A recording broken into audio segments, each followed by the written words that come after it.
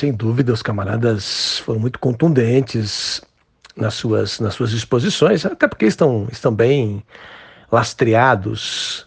O lastro chaziniano que os orienta, a fonte nas quais eles se alimentam é uma fonte que eu diria é incontestável. É uma das melhores análises que nós temos aí entre os especialistas em Brasil. Eu diria que o Chazin é uma figura, eu diria que incontrastável.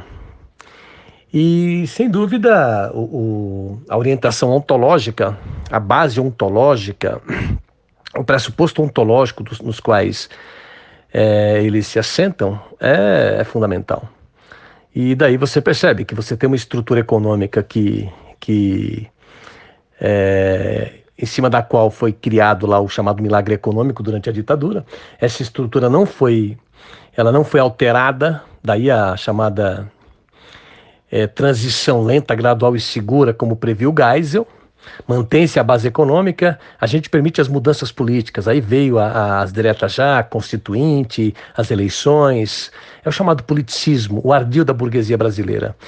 E em cima dessa base econômica, excludente desde sempre, que vem da época da colônia, essa base econômica, essa estrutura econômica que o Brizola contestou, como disse o Macário.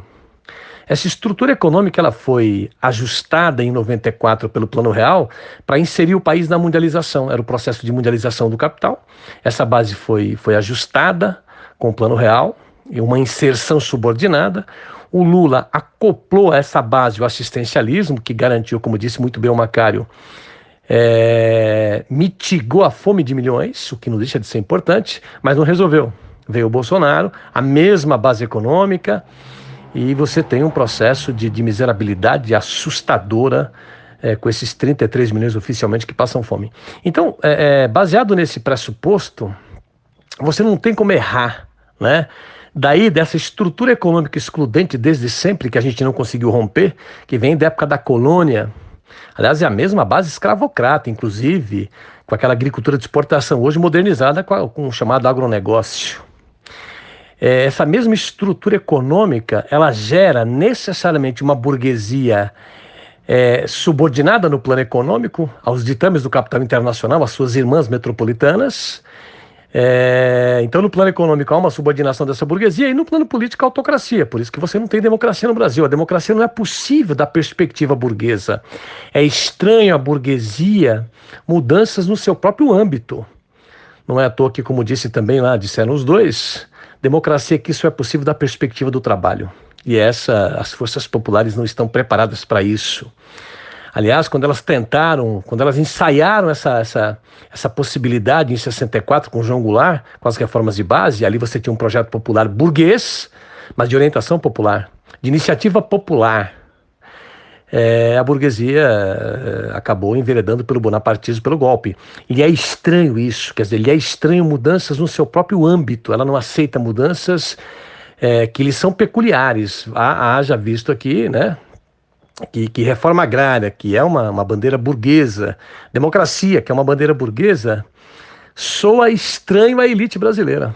Então, calcado nesses pressupostos, calcado nessa base material, essa análise ontológica, você não tem como errar, né? Você desvenda o bolsonarismo. Eu até provoquei ali, né? Eu acho que há de fato um exagero, há uma superestimação da extrema-direita no Brasil. A votação que o Lula teve, ela foi muito próxima das votações anteriores. O que você chama de extrema-direita, de bolsonarismo hoje, claro que é uma coisa mais acirrada nesse campo, são os mesmos eleitores que eleições anteriores votaram no Aécio Neves, no PSDB, enfim, o antipetismo desde sempre. É que ele pôde se manifestar, encontrou aí uma voz, o Bolsonaro encontrou aí alguém que vocalizasse isso, alguém que refletisse isso, alguém que ecoasse isso. Mas veja a ingenuidade, essa gente que perdeu a eleição, apesar da força que tem aí e tudo mais, perderam as eleições e hoje de fato estão sendo desmoralizados, achincalhados, né? São incapazes de golpe, enfim, e não percebe que golpe não é uma iniciativa dos militares. Não adianta você ficar na porta dos quartéis.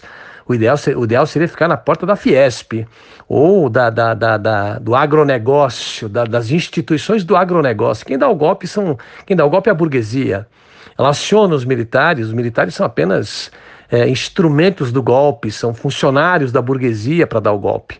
Eles não dão um golpe por livre e espontânea vontade. Se fosse assim, os militares que estiveram com o Bolsonaro, todos eles, os helenos da vida e assim por diante, Braga Netos da vida que estiveram com o Bolsonaro, já teriam feito isso.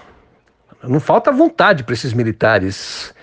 Então, essa extrema-direita é preciso um certo cuidado. Ela não é uma extrema-direita, ela não tem a força que nós estamos atribuindo a ela. Ela é um corpo de eleitores conservadores, até de extrema-direita, uma parte de extrema-direita, mas não tem a força que a gente imagina que eles têm, né? Então, por isso que a questão de superestimar aí a força da extrema-direita foi uma provocação que nós fizemos, porque se fosse assim, a burguesia não teria optado pelo Lula. Ela optou pelo Lula porque percebeu que o governo Bolsonaro abriu as comportas da miserabilidade num nível insuportável. Então, Lula é o dique de contenção. Eu diria que se Lula mantiver os R$ 600, o auxílio que está aí proposto, já está de bom tamanho, porque Macara tem razão. O Brasil sofreu um processo de desindustrialização, isso não tem volta mais. Até porque a crise é internacional, é uma crise mundial. Então isso não tem mais, esse processo não é mais possível. A geração de empregos aqui é necessariamente no setor de serviços. Eu acho que o Lula tem aí um bom cacife internacional, ele é muito cotado internacionalmente, ele foi ovacionado internacionalmente, a sua eleição foi aí ovacionada por líderes mundiais, porque a gente vive uma crise mundial sem precedentes.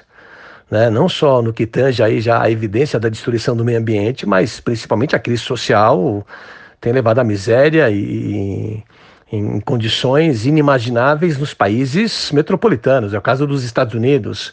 Se você pega aí o que a gente chama de Cracolândia aqui nos Estados Unidos, isso é coisa assustadora. Né? Não só nos Estados Unidos, na Europa. Além da crise social na Europa, você tem uma Europa nazificada.